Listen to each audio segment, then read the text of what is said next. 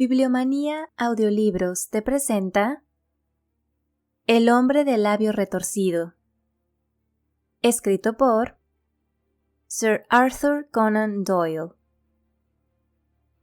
Esta narración forma parte de los 56 relatos cortos acerca del personaje Sherlock Holmes. Isa Whitney, hermano del difunto Elias Whitney, director del Colegio de Teología de San Jorge, era adicto perdido al opio. Según tengo entendido, adquirió el hábito a causa de una típica extravagancia de estudiante. Habiendo leído en la universidad la descripción que hacía de Quincy de sus ensueños y sensaciones, había empapado su tabaco en láudano con la intención de experimentar los mismos efectos. Descubrió, como han hecho tantos otros, que resulta más fácil adquirir el hábito que librarse de él, y durante muchos años vivió esclavo de la droga, inspirando una mezcla de horror y compasión a sus amigos y familiares. Todavía me parece que lo estoy viendo, con la cara amarillenta y fofa, los párpados caídos y las pupilas reducidas a un puntito, encogido en una butaca y convertido en la ruina y los despojos de un buen hombre.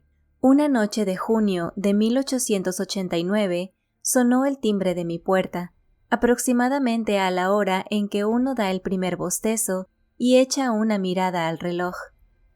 Me incorporé en mi asiento y mi esposa dejó su labor sobre el regazo y puso una ligera expresión de desencanto. «Un paciente», dijo. «Vas a tener que salir». Solté un gemido porque acababa de regresar a casa después de un día muy fatigoso. Oímos la puerta que se abría, unas pocas frases presurosas y después unos pasos rápidos sobre el linóleo. Se abrió de par en par la puerta de nuestro cuarto y una dama vestida de oscuro y con un velo negro entró en la habitación.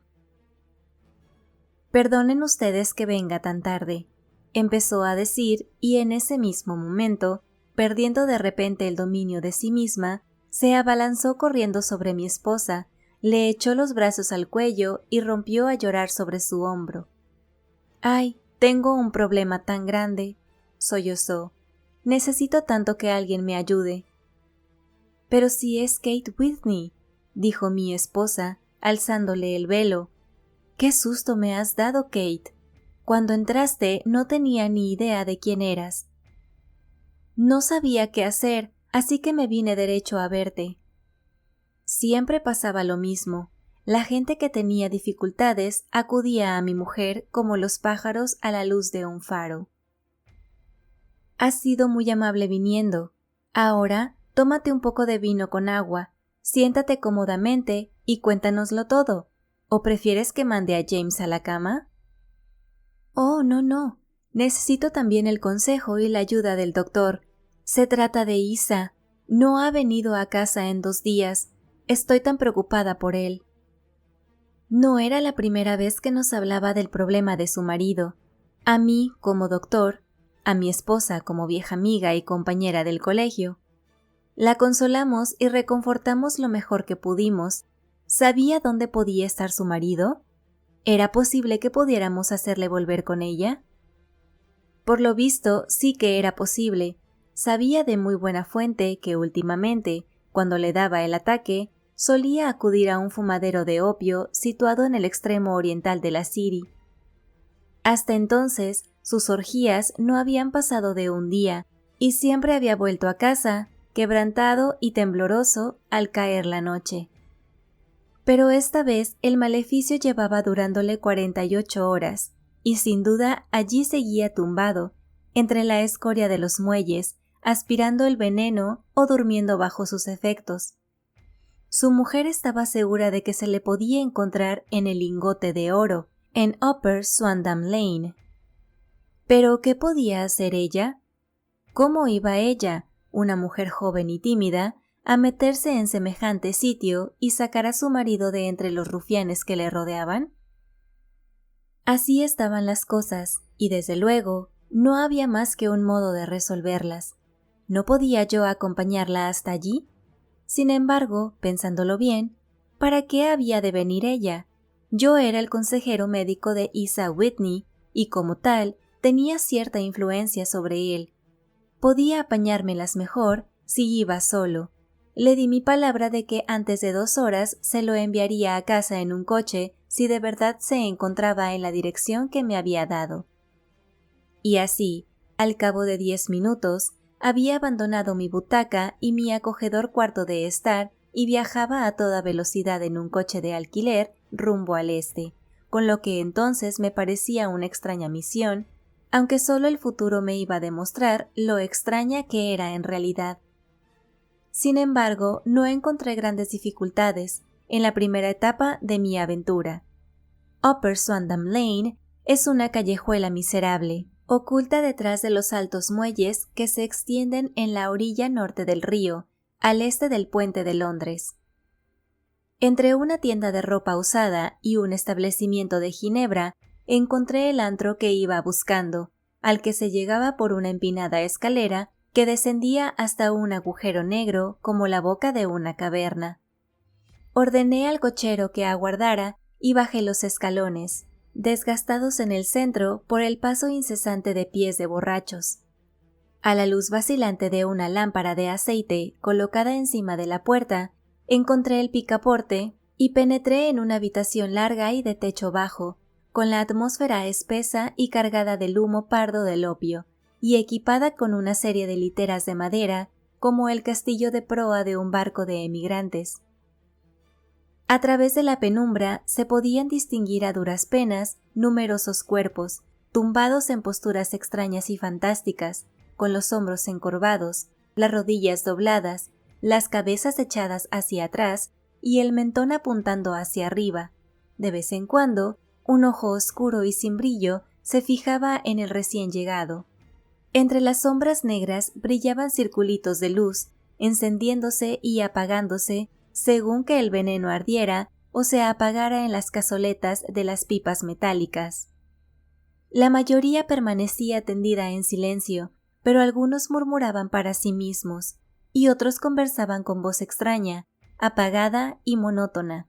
Su conversación surgía en ráfagas, y luego se desvanecía de pronto en el silencio, mientras cada uno seguía mascullando sus propios pensamientos sin prestar atención a las palabras de su vecino. En el extremo más apartado había un pequeño brasero de carbón, y a su lado un taburete de madera de 3 patas, en el que se sentaba un anciano alto y delgado, con la barbilla apoyada en los puños y los codos en las rodillas, mirando fijamente el fuego. Al verme entrar, un malayo de piel cetrina se me acercó rápidamente con una pipa y una porción de droga, indicándome una litera libre. «Gracias, no he venido a quedarme», dije. «Hay aquí un amigo mío, el señor Isa Whitney, y quiero hablar con él». Hubo un movimiento y una exclamación a mi derecha, y, atisbando entre las tinieblas, distinguí a Whitney, pálido, ojeroso y desaliñado, con la mirada fija en mí. «¡Dios mío! ¡Es Watson!», exclamó. Se encontraba en un estado lamentable, con todos sus nervios presa de temblores. «Oiga, Watson, ¿qué hora es?» «Casi las 11». «¿De qué día?» «Del viernes 19 de junio». «Cielo santo, creía que era miércoles. Y es miércoles. ¿Qué se propone usted asustando a un amigo?» Sepultó la cara entre los brazos y comenzó a sollozar en tono muy agudo. «Le digo que es viernes, hombre. Su esposa lleva 2 días esperándole. Debería estar avergonzado de sí mismo». «Y lo estoy, pero usted se equivoca, Watson. Solo llevo aquí unas horas. 3 pipas, 4 pipas, ya no sé cuántas, pero iré a casa con usted. ¿Ha traído un coche?» «Sí, tengo uno esperando». «Entonces iré en él, pero seguramente debo algo. Averigüe cuánto debo, Watson. Me encuentro incapaz. No puedo hacer nada por mí mismo». Recorrí el estrecho pasadizo entre la doble hilera de durmientes, conteniendo la respiración para no inhalar el humo infecto y estupefaciente de la droga, y busqué al encargado. Al pasar al lado del hombre alto que se sentaba junto al brasero, sentí un súbito tirón en los faldones de mi chaqueta y una voz muy baja susurró: «Siga adelante y luego vuélvase a mirarme». Las palabras sonaron con absoluta claridad en mis oídos. Miré hacia abajo.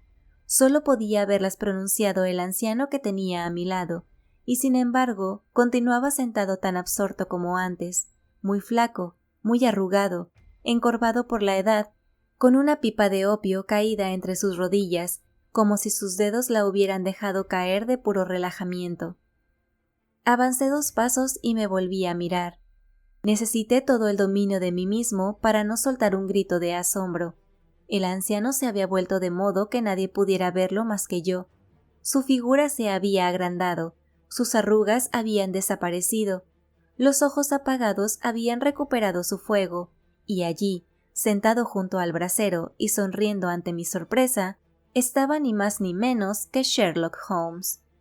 Me indicó con un ligero gesto que me aproximara, y al instante, en cuanto volvió de nuevo su rostro hacia la concurrencia, se hundió una vez más en una senilidad decrépita y babeante. «Holmes», susurré, «¿qué demonios está usted haciendo en este antro?» «Hable lo más bajo que pueda», respondió. «Tengo un oído excelente. Si tuviera usted la inmensa amabilidad de librarse de este degenerado amigo suyo, me alegraría muchísimo tener una pequeña conversación con usted». «Tengo un coche afuera». «Entonces, por favor, mándelo a casa en él. Puede fiarse de él porque parece demasiado hecho polvo como para meterse en ningún lío. Le recomiendo también que, por medio del cochero, le envíe una nota a su esposa diciéndole que ha unido su suerte a la mía. Si me espera fuera, estaré con usted en 5 minutos». Resultaba difícil negarse a las peticiones de Sherlock Holmes, pero siempre eran extraordinariamente concretas y las exponía con un tono de lo más señorial. De todas maneras, me parecía que una vez metido Whitney en el coche, mi misión había quedado prácticamente cumplida, y por otra parte, no podía desear nada mejor que acompañar a mi amigo en una de aquellas insólitas aventuras que constituían su modo normal de vida. Me bastaron unos minutos para escribir la nota, pagar la cuenta de Whitney, llevarlo hasta el coche y verle partir a través de la noche. Muy poco después, una decrépita figura salía del fumadero de opio y yo caminaba calle abajo en compañía de Sherlock Holmes. Avanzó por un par de calles arrastrando los pies, con la espada encorvada y el paso inseguro, y de pronto, tras echar una rápida mirada a su alrededor, enderezó el cuerpo y estalló en una alegre carcajada.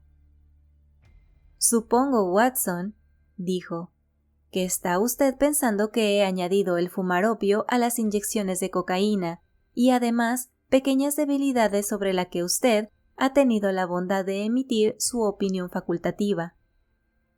Desde luego, me sorprendió encontrarlo allí.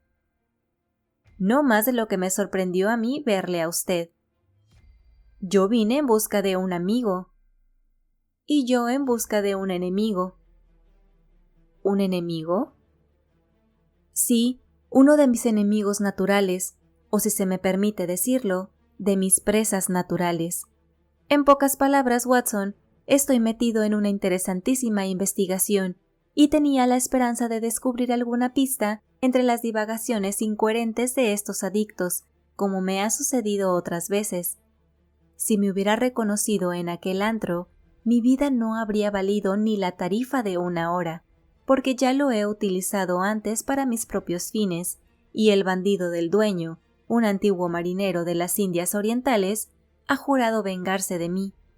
Hay una trampilla en la parte trasera del edificio, cerca de la esquina del muelle de San Pablo, que podría contar historias muy extrañas sobre lo que pasa a través de ellas la noche sin luna. ¿Cómo? ¿No querrá usted decir cadáveres?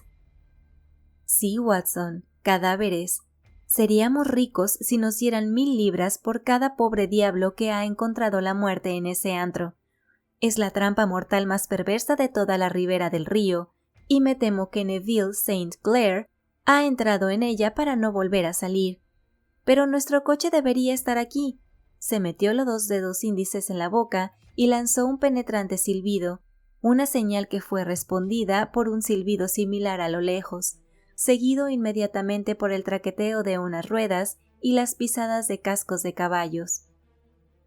Y ahora Watson, mientras un coche alto de un caballo salía de la oscuridad arrojando 2 chorros dorados de luz amarilla por sus faroles laterales. ¿Viene usted conmigo o no? Sí puedo ser de alguna utilidad. Oh, un camarada de confianza siempre resulta útil. Y un cronista más aún. Mi habitación de los Cedros tiene 2 camas. ¿Los Cedros? Sí, así se llama la casa del señor St. Clair. Me estoy alojando allí mientras llevo a cabo la investigación. ¿Y dónde está? En Kent, cerca de Lee. Tenemos por delante un trayecto de 7 millas. Pero estoy completamente a oscuras. Naturalmente, pero enseguida va a enterarse de todo. Suba aquí. Muy bien, John, ya no le necesitaremos. Aquí tiene media corona. Venga a buscarme mañana a eso de las 11. Suelte las riendas y hasta mañana. Tocó al caballo con el látigo y salimos disparados a través de la interminable sucesión de calles sombrías y desiertas, que poco a poco se fueron ensanchando hasta que cruzamos a toda velocidad un amplio puente con balaustrada, mientras las turbias aguas del río se deslizaban perezosamente por debajo. Al otro lado nos encontramos otra extensa desolación de ladrillo y cemento, envuelta en un completo silencio, roto tan solo por las pisadas fuertes y acompasadas de un policía o por los gritos y canciones de algún grupillo rezagado de juerguistas. Una oscura cortina se deslizaba lentamente a través del cielo, y 1 o 2 estrellas brillaban débilmente entre las rendijas de las nubes. Holmes conducía en silencio, con la cabeza caída sobre el pecho y toda la apariencia de encontrarse sumido en sus pensamientos, mientras yo, sentado a su lado, me consumía de curiosidad por saber en qué consistía esta nueva investigación que parecía estar poniendo a prueba sus poderes, a pesar de lo cual no me atrevía a entrometerme en el curso de sus reflexiones. Llevábamos recorridas varias millas y empezábamos a entrar en el cinturón de residencias suburbanas, cuando Holmes se desesperó, se encogió de hombros y encendió su pipa con el aire de un hombre satisfecho por estar haciéndolo lo mejor posible. Watson, posee usted el don inapreciable de saber guardar silencio, dijo. Eso le convierte en un compañero de valor incalculable. Le aseguro que me viene muy bien tener a alguien con quien hablar, pues mis pensamientos no son demasiado agradables. Me estaba preguntando qué le voy a decir a esta pobre mujer cuando salga esta noche a recibirme a la puerta. Olvida usted que no sé nada del asunto. Tengo el tiempo justo de contarle los hechos antes de llegar a Lee. Parece un caso ridículamente sencillo, y sin embargo, no sé por qué, no consigo avanzar nada. Hay mucha madeja, ya lo creo, pero no doy con el extremo del hilo. Bien, Watson, voy a exponerle el caso clara y concisamente, y tal vez usted pueda ver una chispa de luz donde para mí todos son tinieblas. Adelante, pues. Hace unos años, concretamente en mayo de 1884, llegó a Lee un caballero llamado Neville St. Clair, que parecía tener dinero en abundancia. Adquirió una gran residencia, arregló los terrenos con muy buen gusto, y en general vivía a lo grande. Poco a poco fue haciendo amistades entre el vecindario, y en 1887 se casó con la hija de un cervecero de la zona, con la que tiene ya 2 hijos. No trabajaba en nada concreto, pero tenía intereses en varias empresas y venía todos los días a Londres por la mañana, regresando por la tarde en el tren de las 5:14 desde Cannon Street. El señor St. Clair tiene ahora 37 años de edad, es hombre de costumbres moderadas, buen esposo, padre cariñoso y apreciado por todos los que le conocen. Podríamos añadir que sus deudas actuales, hasta donde hemos podido averiguar, suman un total de 88 libras y 10 chelines, y que su cuenta en el banco, el Capital and Counties Bank, arroja un saldo favorable de 220 libras. Por tanto, no hay razón para suponer que sean problemas de dinero los que le atormentan. El lunes pasado, el señor Neville St. Clair vino a Londres bastante más temprano que de costumbre, comentando antes de salir que tenía que realizar 2 importantes gestiones y que al volver le traería al niño pequeño un juego de construcciones. Ahora bien, por pura casualidad, su esposa recibió un telegrama ese mismo lunes, muy poco después de marcharse él, comunicándole que había llegado un paquetito muy valioso que ella estaba esperando y que podía recogerlo en las oficinas de la compañía naviera Aberdeen. Pues bien, si conoce usted Londres, sabrá que las oficinas de esta compañía están en Fresno Street, que hace esquina con Upper Swandam Lane, donde me ha encontrado usted esta noche. La señora St. Clair almorzó, se fue a Londres, hizo algunas compras, pasó por la oficina de la compañía, recogió su paquete y exactamente a las 4:35 iba caminando por Swandam Lane, camino de la estación. ¿Me sigue hasta ahora? Está muy claro. Quizá recuerde usted que el lunes hizo muchísimo calor y la señora St. Clair iba andando despacio, mirando por todas partes con la esperanza de ver un coche de alquiler porque no le gustaba el barrio en el que se encontraba. Mientras bajaba de esta manera por Swandam Lane, oyó de repente un grito o una exclamación y se quedó helada de espanto al ver a su marido mirándola desde la ventana de un segundo piso, y según le pareció a ella, llamándola con gestos. La ventana estaba abierta y pudo verle perfectamente la cara, que según ella parecía terriblemente agitada. Le hizo gestos frenéticos con las manos y después desapareció de la ventana tan repentinamente que a la mujer le pareció que alguna fuerza irresistible había tirado de él por detrás. Un detalle curioso que llamó su femenina atención fue que, aunque llevaba puesta una especie de chaqueta oscura, como la que vestía al salir de casa, no tenía cuello ni corbata.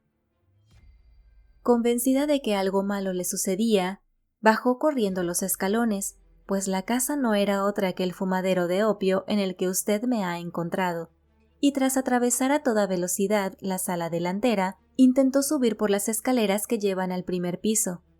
Pero al pie de las escaleras le salió al paso ese granuja de marinero del que le he hablado, que la obligó a retroceder y con la ayuda de un danés que le sirve de asistente, la echó a la calle a empujones.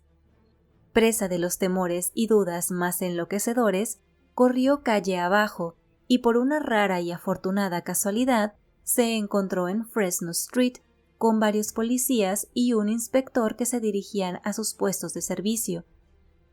El inspector y 2 hombres la acompañaron de vuelta al fumadero y a pesar de la pertinaz resistencia del propietario, se abrieron paso hasta la habitación en el que St. Clair fue visto por última vez.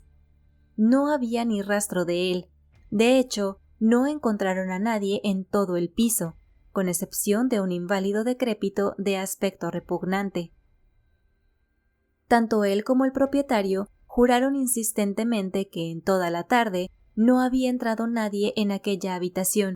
Su negativa era tan firme que el inspector empezó a tener dudas y casi había llegado a creer que la señora St. Clair había visto visiones cuando ésta se abalanzó con un grito sobre una cajita de madera que había en la mesa y levantó la tapa violentamente, dejando caer una cascada de ladrillos de juguete.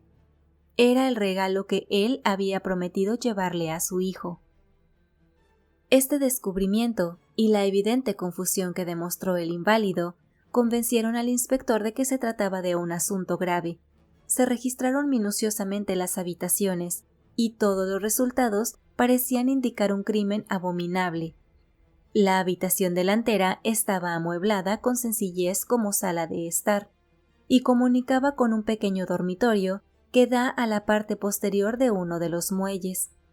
Entre el muelle y el dormitorio hay una estrecha franja que queda en seco durante la marea baja, pero que durante la marea alta queda cubierta por 1,5 metros de agua, por lo menos. La ventana del dormitorio es bastante ancha y se abre desde abajo. Al inspeccionarla, se encontraron manchas de sangre en el alféizar y también en el suelo de madera se veían varias gotas dispersas. Tiradas detrás de una cortina en la habitación delantera, se encontraron todas las ropas del señor Neville St. Clair, a excepción de su chaqueta, sus zapatos, sus calcetines, su sombrero y su reloj. Todo estaba allí. No se veían señales de violencia en ninguna de las prendas, ni se encontró ningún otro rastro del señor St. Clair. Al parecer, tenían que haberlo sacado por la ventana, ya que no se pudo encontrar otra salida, y las ominosas manchas de sangre en la ventana daban pocas esperanzas de que hubiera podido salvarse a nado, porque la marea estaba a punto más alto en el momento de la tragedia. Y ahora hablemos de los maleantes, que parecen directamente implicados en el asunto. Sabemos que el marinero es un tipo de pésimos antecedentes, pero, según el relato de la señora St. Clair, se encontraba al pie de la escalera a los pocos segundos de la desaparición de su marido, por lo que difícilmente puede haber desempeñado más que un papel secundario en el crimen. Se defendió alegando absoluta ignorancia, insistiendo en que él no sabía nada de las actividades de Hugh Bone, su inquilino, y que no podía explicar de ningún modo la presencia de las ropas del caballero desaparecido. Esto es lo que hay respecto al marinero. Pasemos ahora al siniestro inválido que vive en la segunda planta del fumadero de opio, y que, sin duda, fue el último ser humano que puso sus ojos en el señor St. Clair. Se llama Hugh Bone, y todo el que va mucho por la City conoce su repugnante cara. Es mendigo profesional, aunque para burlar los reglamentos policiales finge vender cerillas. Puede que se haya fijado usted en que, bajando un poco por Threadneedle Street, en la acera izquierda, hay un pequeño recodo en la pared. Allí es donde se instala cada día ese engendro, con las piernas cruzadas y su pequeño surtido de cerillas en el regazo. Ofrece un espectáculo tan lamentable que provoca una pequeña lluvia de caridad sobre la grasienta gorra de cuero que coloca en la acera delante de él. Más de una vez lo he estado observando, sin tener ni idea de que llegaría a relacionarme profesionalmente con él, y me ha sorprendido lo mucho que recoge en poco tiempo. Tenga en cuenta que su aspecto es tan llamativo que nadie puede pasar a su lado sin fijarse en él, una mata de cabello anaranjado, un rostro pálido y desfigurado por una horrible cicatriz que, al contraerse, ha retorcido el borde de su labio superior, una barbilla de bulldog y un par de ojos oscuros y muy penetrantes, que contrastan extraordinariamente con el color de su pelo. Todo ello le hace destacar de entre la masa vulgar de pedigueños. También destaca por su ingenio, pues siempre tiene a mano una respuesta para cualquier pulla que puedan dirigirle los transeúntes. Este es el hombre que, según acabamos de saber, vive en lo alto del fumadero de opio, y fue la última persona que vio al caballero que andamos buscando. «Pero es un inválido», dije. «¿Qué podría haber hecho él solo contra un hombre en la flor de la vida?» «Es inválido en el sentido de que cojea al andar, pero en otros aspectos parece tratarse de un hombre fuerte y bien alimentado. Sin duda, Watson, su experiencia médica le habrá enseñado que la debilidad en un miembro se compensa a menudo con una fortaleza excepcional en los demás». «Por favor, continúe con su relato». La señora St. Clair se había desmayado al ver la sangre en la ventana, y la policía la llevó en coche a su casa, ya que su presencia no podía ayudarles en las investigaciones. El inspector Barton, que estaba a cargo del caso, examinó muy detenidamente el local, sin encontrar nada que arrojara alguna luz sobre el misterio. Se cometió un error al no detener inmediatamente a Boone, ya que así dispuso de unos minutos para comunicarse con su compinche el marinero, pero pronto se puso remedio a esta equivocación y Boone fue detenido y registrado, sin que se encontrara nada que pudiera incriminarle. Es cierto que había manchas de sangre en la manga derecha de su camisa, pero enseñó su dedo índice, que tenía un corte cerca de la uña, y explicó que la sangre procedía de allí, añadiendo que poco antes había estado asomado a la ventana y que las manchas observadas allí procedían, sin duda, de la misma fuente. Negó hasta la saciedad haber visto en su vida al señor Neville St. Clair y juró que la presencia de las ropas en su habitación resultaba tan misteriosa para él como para la policía. En cuanto a la declaración de la señora St. Clair, que afirmaba haber visto a su marido en la ventana, alegó que estaría loca o lo habría soñado. Se lo llevaron a comisaría entre ruidosas protestas, mientras el inspector se quedaba en la casa, con esperanza de que la bajamar aportara alguna nueva pista. Y así fue, aunque lo que encontraron en el fango no era lo que temían encontrar. Lo que apareció al retirarse la marea fue la chaqueta de Neville St. Clair, y no el propio Neville St. Clair. ¿Y qué cree que encontraron en los bolsillos?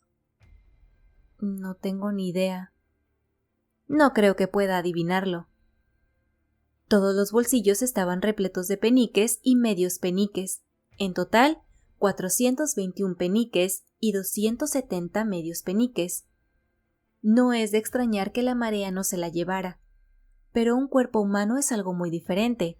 Hay un fuerte remolino entre el muelle y la casa, pero parece bastante probable que la chaqueta se quedara allí debido al peso, mientras el cuerpo desnudo era arrastrado hacia el río. Pero, según tengo entendido, todas sus demás ropas se encontraron en la habitación. ¿Es que el cadáver iba vestido solo con la chaqueta? No, señor. Los datos pueden ser muy engañosos. Suponga que este tipo, Boone, ha tirado a Neville St. Clair por la ventana, sin que le haya visto nadie. ¿Qué hace a continuación? Por supuesto, pensará inmediatamente en librarse de las ropas delatoras. Coge la chaqueta y está a punto de tirarla cuando se le ocurre que flotará en vez de hundirse. Tiene poco tiempo, porque ha oído el alboroto al pie de la escalera, cuando la esposa intenta subir, y puede que su compinche, el marinero, le haya avisado ya de que la policía viene corriendo calle arriba. No hay un instante que perder. Corre hacia algún escondrijo secreto, donde ha ido acumulando los frutos de su mendicidad, y mete en los bolsillos de la chaqueta todas las monedas que puede, para asegurarse de que se hunda. La tira, y habría hecho lo mismo con las demás prendas de no haber oído pasos apresurados en la planta baja, de manera que solo le queda tiempo para cerrar la ventana antes de que la policía aparezca. Desde luego, parece factible. Bien, lo tomaremos como hipótesis de trabajo a falta de otra mejor. Como ya le he dicho, detuvieron a Boone y lo llevaron a comisaría, pero no se le pudo encontrar ningún antecedente delictivo. Se sabía desde hacía muchos años que era mendigo profesional, pero parece que llevaba una vida bastante tranquila e inocente. Así están las cosas por el momento, y nos hallamos tan lejos como al principio de la solución de las cuestiones pendientes. ¿Qué hacía Neville St. Clair en el fumadero de opio? ¿Qué le sucedió allí? ¿Dónde está ahora? ¿Y qué tiene que ver con Hugh Boone con su desaparición? Confieso que no recuerdo en toda mi experiencia un caso que pareciera tan sencillo a primera vista y que, sin embargo, presentara tantas dificultades. Mientras Sherlock Holmes iba exponiendo los detalles de esta singular serie de acontecimientos, rodábamos a toda velocidad por las afueras de la gran ciudad, hasta que dejamos atrás las últimas casas desperdigadas y seguimos avanzando con un seto rural a cada lado del camino. Pero cuando terminó, pasábamos entre dos pueblecitos de casas dispersas, en cuyas ventanas aún brillaban unas cuantas luces. Estamos a las afueras de Lee, dijo mi compañero. En esta breve carrera hemos pisado 3 condados ingleses, partiendo de Middlesex, pasando de refilón por Surrey y terminando en Kent. ¿Ve aquella luz entre los árboles? Es Los Cedros, y detrás de la lámpara está sentada una mujer cuyos ansiosos oídos han captado ya, sin duda alguna, el ruido de los cascos de nuestro caballo. Pero, ¿por qué no lleva usted el caso desde Baker Street? Porque hay mucho que investigar aquí.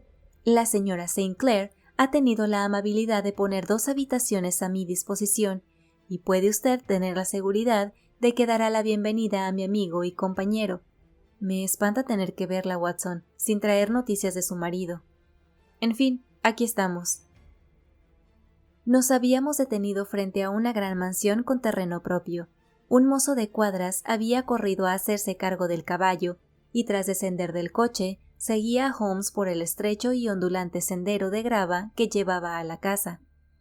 Cuando ya estábamos cerca, se abrió la puerta y una mujer menuda y rubia apareció en el marco, vestida con una especie de musolín de soie, con apliques de gasa rosa y esponjosa en el cuello y los puños.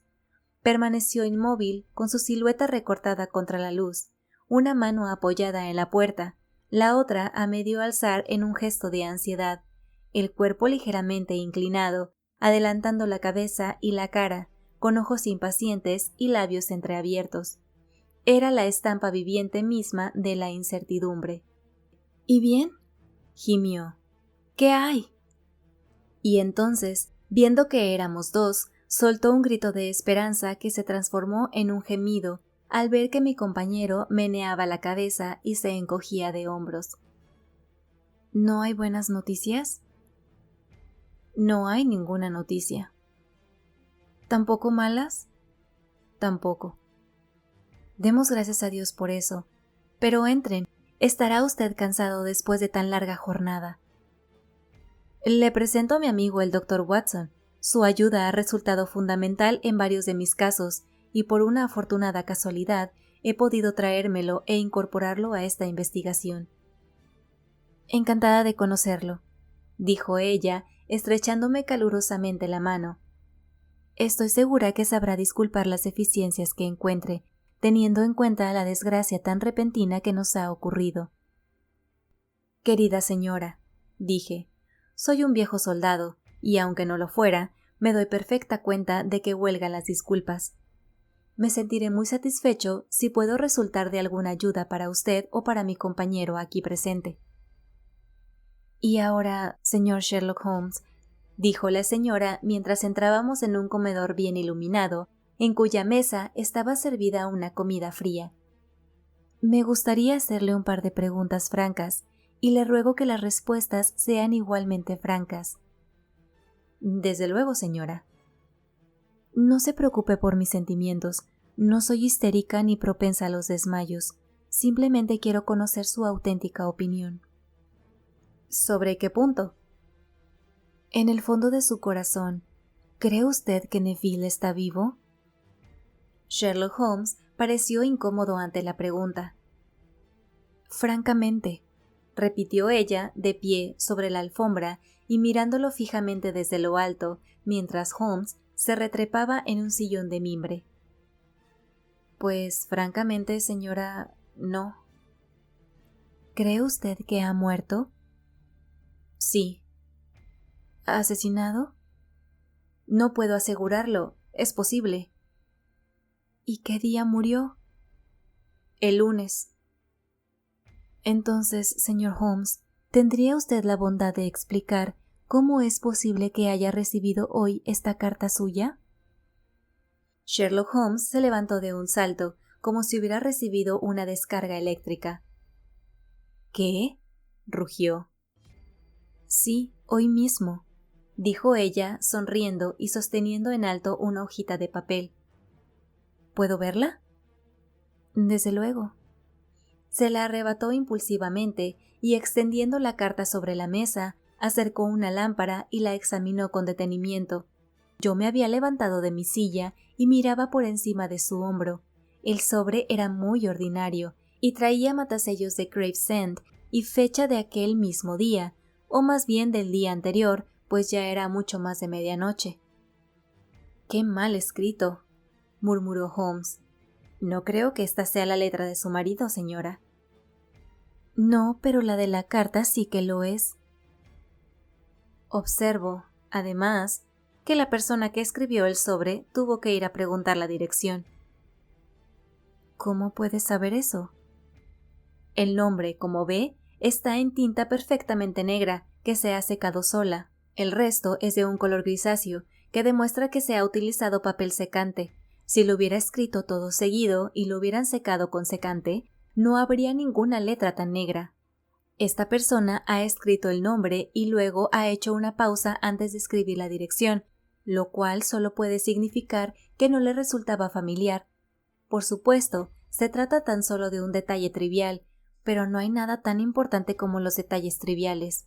Veamos ahora la carta. Ajá, aquí dentro había algo más. Sí, había un anillo, el anillo con su sello. ¿Y está usted segura de que esta es la letra de su marido? Una de las letras. ¿Una? Su letra de cuando escribe con prisas es muy diferente de su letra habitual, a pesar de lo cual la conozco bien.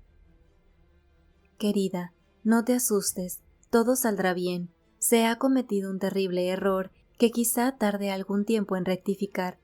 Ten paciencia, Neville. Escrito a lápiz en la guarda de un libro, formato octavo sin marca de agua, echada al correo hoy en Gravesend por un hombre con el pulgar sucio. Ajá, y la solapa la ha pegado, si no me equivoco, una persona que ha estado mascando tabaco. ¿Y usted no tiene ninguna duda de que se trata de la letra de su esposo, señora? Ninguna. Esto lo escribió Neville. Y lo han echado al correo hoy en Gravesend. Bien, señora St. Clair, las nubes se despejan, aunque no me atrevería a decir que ha pasado el peligro. Pero tiene que estar vivo, señor Holmes. A menos de que se trate de una hábil falsificación para ponernos sobre una pista falsa. Al fin y al cabo, el anillo no demuestra nada, se lo pueden haber quitado. No, no, es su letra, lo es, lo es. Muy bien. Sin embargo, puede haberse escrito el lunes y no haberse echado al correo hasta hoy. ¿Eso es posible? De ser así, han podido ocurrir muchas cosas entre tanto. Ay, no me desanime usted, señor Holmes. Estoy segura de que se encuentra bien. Existe entre nosotros una comunicación tan intensa que si le hubiera pasado algo malo, yo lo sabría. El mismo día en que le vi por última vez, se cortó en el dormitorio y yo, que estaba en el comedor, subí corriendo al instante, con la plena seguridad de que algo había ocurrido. ¿Cree usted que puedo responder a semejante trivialidad y, sin embargo, no darme cuenta de que ha muerto? He visto demasiado como para no saber que la intuición de una mujer puede resultar más útil que las conclusiones de un razonador analítico. Y desde luego, en esta carta tiene usted una prueba bien palpable que corrobora su punto de vista. Pero si su marido está vivo y puede escribirle cartas, ¿por qué no se pone en contacto con usted? No tengo ni idea. Es incomprensible. ¿No comentó nada el lunes antes de marcharse? No. ¿Y a usted le sorprendió verlo en Swandam Lane? Mucho. ¿Estaba abierta la ventana? Sí. Entonces él podía haberla llamado. ¿Podía? Sí. Pero según tengo entendido, solo lanzó un grito inarticulado. En efecto. ¿Que a usted le pareció una llamada de auxilio? Sí, porque agitaba las manos. Pero podría haberse tratado de un grito de sorpresa. El asombro al verla de pronto a usted podría haberle hecho levantar las manos. ¿Es posible? ¿Y a usted le pareció que tiraban de él desde atrás? Como desapareció tan bruscamente, pudo haber saltado hacia atrás. Usted no vio a nadie más en la habitación. No, pero aquel hombre confesó que había estado allí, y el marinero se encontraba al pie de la escalera. En efecto, su esposo, por lo que usted pudo ver, ¿llevaba puestas sus ropas habituales? Pero sin cuello. Vi perfectamente su cuello desnudo. ¿Había mencionado alguna vez Swandam Lane? Nunca. ¿Alguna vez dio señales de haber tomado opio? Nunca. Gracias, señora St. Clair. Estos son los principales detalles que quería tener absolutamente claros. Ahora comeremos un poco y después nos retiraremos, pues mañana es posible que tengamos una jornada muy atareada. Teníamos a nuestra disposición una habitación amplia y confortable, con 2 camas, y no tardé en meterme entre las sábanas, pues me encontraba fatigado por la noche de aventuras. Sin embargo, Sherlock Holmes era un hombre que cuando tenía en la cabeza un problema sin resolver, podía pasar días y hasta una semana sin dormir, dándole vueltas, reordenando los datos, considerándolos desde todos los puntos de vista, hasta que lograba resolverlo o se convencía de que los datos eran insuficientes. Pronto me resultó evidente que se estaba preparando para pasar la noche en vela. Se quitó la chaqueta y el chaleco, se puso una amplia bata azul y empezó a vagar por la habitación, recogiendo almohadas de la cama y cojines del sofá y las butacas. Con ellos construyó una especie de diván oriental, en el que se instaló con las piernas cruzadas, colocando delante de él una onza de tabaco fuerte y una caja de cerillas. Pude verlo allí sentado a la luz mortecina de la lámpara, con una vieja pipa de brezo entre los labios, los ojos ausentes, fijos en un ángulo de techo, desprendiendo volutas de humo a su lado, callado, inmóvil, con la luz cayendo sobre sus marcadas y aguileñas facciones. Así se encontraba cuando me fui a dormir, y así continuaba cuando una súbita exclamación suya me despertó, y vi que la luz del sol ya entraba en el cuarto. La pipa seguía entre sus labios, el humo seguía elevándose en volutas y una espesa niebla de tabaco llenaba la habitación, pero no quedaba nada del paquete de tabaco que yo había visto la noche anterior. ¿Está despierto, Watson?, preguntó. Sí. ¿Listo para una excursión matutina? Desde luego. Entonces vístase. Aún no se ha levantado nadie, pero sé dónde duerme el mozo de cuadras y pronto tendremos preparado el coche. Al hablar, se reía para sus adentros, le centellaban los ojos y parecía un hombre diferente del sombrío pensador de la noche anterior. Mientras me vestía, eché un vistazo al reloj. No era de extrañar que nadie se hubiera levantado aún. Eran las 4:25. Apenas había terminado cuando Holmes regresó para anunciar que el mozo estaba enganchando el caballo. «Quiero poner a prueba una pequeña hipótesis mía», dijo mientras se ponía las botas. «Creo, Watson, que tiene usted delante a uno de los más completos idiotas de toda Europa. Merezco que me lleven a patadas desde aquí a Charing Cross, pero me parece que ya tengo la clave del asunto». «¿Y dónde está?», pregunté sonriendo. «En el cuarto de baño», respondió. «No, no estoy bromeando», continuó, al ver mi gesto de incredulidad. «Acabo de estar allí, la he cogido y la tengo adentro de esta maleta Gladstone. Venga, compañero, y veremos si encaja o no en la cerradura». Bajamos lo más rápidamente posible y salimos al sol de la mañana. El coche y el caballo ya estaban en la carretera, con el mozo de cuadras a medio vestir, aguardando delante. Subimos al vehículo y salimos disparados por la carretera de Londres. Rodaban por ella algunos carros que llevaban verduras a la capital, pero las hileras de casas de los lados estaban tan silenciosas e inertes como una ciudad de ensueño. «En ciertos aspectos ha sido un caso muy curioso», dijo Holmes, azuzando al caballo para ponerlo al galope. «Confieso que he estado más ciego que un topo, pero más vale aprender tarde que no aprender nunca». En la ciudad, los más madrugadores apenas empezaban a asomarse medio dormidos a la ventana cuando nosotros penetramos por las calles del lago de Surrey. Bajamos por el Waterloo Bridge Road, cruzamos el río y subimos a toda velocidad por Wellington Street, para allí proceder bruscamente a la derecha y llegar a Bow Street. Sherlock Holmes era bien conocido por el cuerpo de policía, y los dos agentes de la puerta le saludaron. Uno de ellos sujetó las riendas del caballo, mientras el otro nos hacía entrar. «¿Quién está de guardia?», preguntó Holmes. «El inspector Bradstreet, señor». «Ah, Bradstreet, ¿cómo está usted?». Un hombre alto y corpulento había surgido por el corredor embaldosado, con una gorra de visera y chaqueta con alamares. «Me gustaría hablar unas palabras con usted, Bradstreet». «Desde luego, señor Holmes. Pase a mi despacho». Era un despachito pequeño, con un libro enorme encima de la mesa y un teléfono de pared. El inspector se sentó ante el escritorio. «¿Qué puedo hacer por usted, señor Holmes?». Se trata de ese mendigo, el que está acusado de participar en la desaparición del señor Neville St. Clair, de Lee. Sí, está detenido mientras prosiguen las investigaciones. Eso he oído. ¿Lo tienen aquí? En los calabozos. ¿Está tranquilo? No causa problemas, pero cuidado que es granuja cochino. ¿Cochino?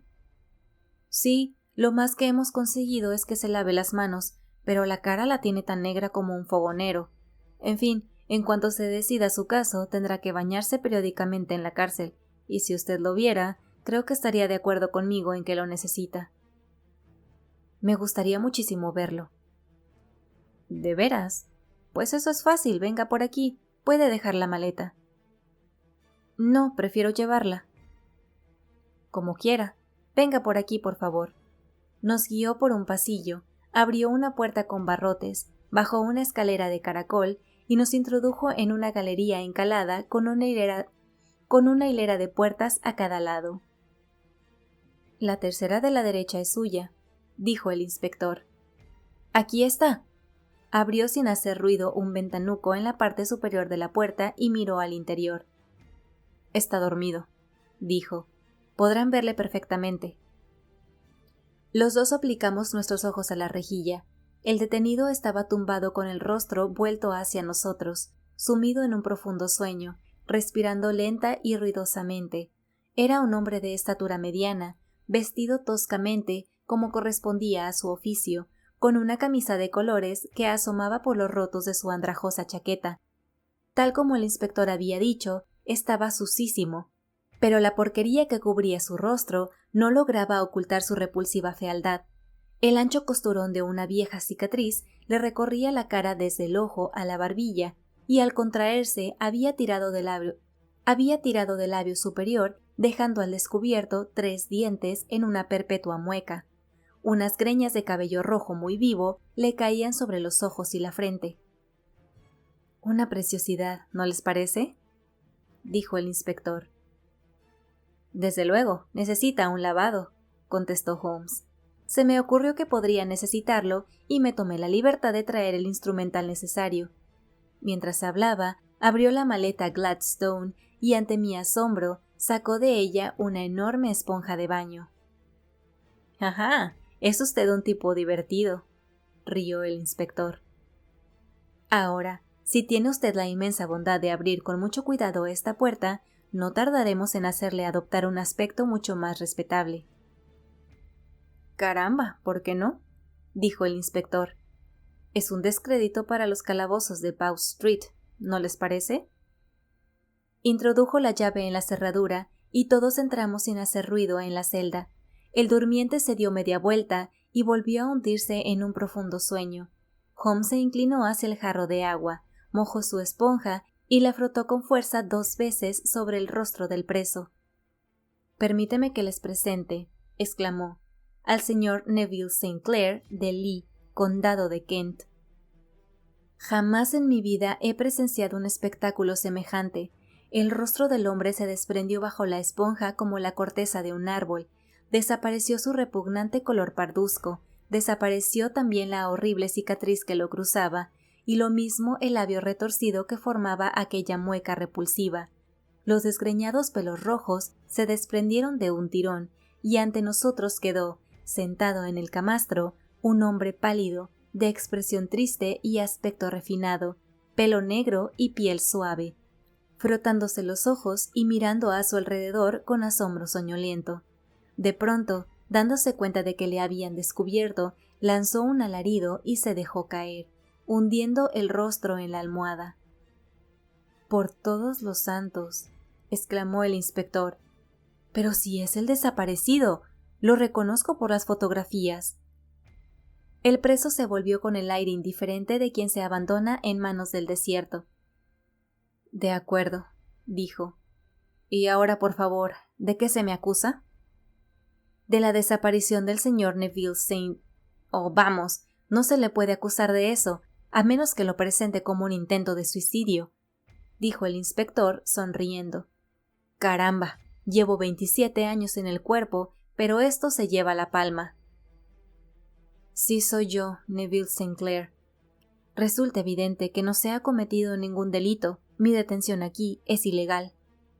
No se ha cometido delito alguno, pero sí un tremendo error, dijo Holmes. Más le habría valido confiar en su mujer. No era por ella, era por los niños, gimió el detenido. Dios mío, no quería que se avergonzaran de su padre. Dios santo, qué vergüenza.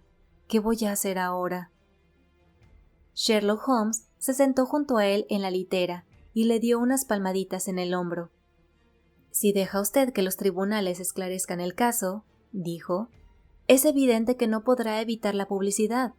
Por otra parte, si puede convencer a las autoridades policiales de que no hay motivos para proceder contra usted, no veo razón para que los detalles de lo ocurrido lleguen a los periódicos.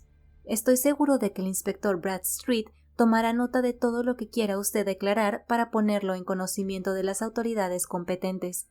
En tal caso, el asunto no tiene por qué llegar a los tribunales. «Que Dios lo bendiga», exclamó el preso con fervor.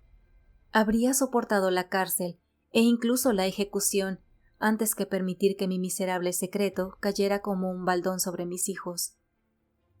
Son ustedes los primeros que escuchan mi historia. Mi padre era maestro de escuela en Chesterfield, donde recibí una excelente educación. De joven viajé por el mundo, trabajé en el teatro y por último me hice reportero en un periódico vespertino de Londres.